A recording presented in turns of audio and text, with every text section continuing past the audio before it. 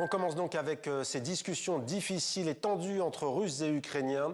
Elles ont duré à peine 2 heures à Genève, en Suisse, au 2e jour de la médiation américaine. Le récit de Florent Krebseg.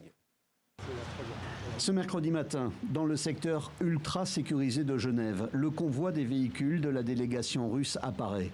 Direction l'hôtel où se déroulent les pourparlers, dirigés par les Américains, avec la représentation ukrainienne. 2e jour de discussion. Un peu plus de 2 heures après cette nouvelle rencontre, la délégation russe sort de l'hôtel. Fin du dialogue. Un compromis n'a toujours pas été trouvé, notamment sur la question clé des territoires. Mais des deux côtés, on semble au moins s'être entendu sur le sens minimaliste des déclarations à la sortie. Les débats ont été difficiles mais professionnels. Une nouvelle rencontre aura lieu bientôt. C'est tout ce que nous voulions dire.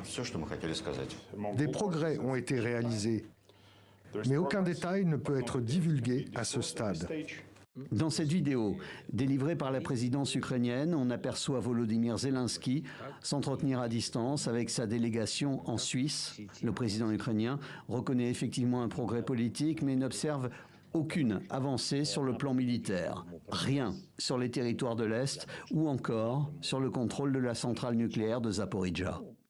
Non loin de cette centrale, justement, voici la réalité du conflit. La nuit dernière, les drones et l'artillerie russe ont provoqué de lourds dégâts dans 2 immeubles résidentiels. Une personne a été tuée. On dénombre 7 blessés, dont un enfant d'1 an et demi. Dans cette région de Zaporijjia, les autorités locales ont dénombré 600 frappes en 24 heures.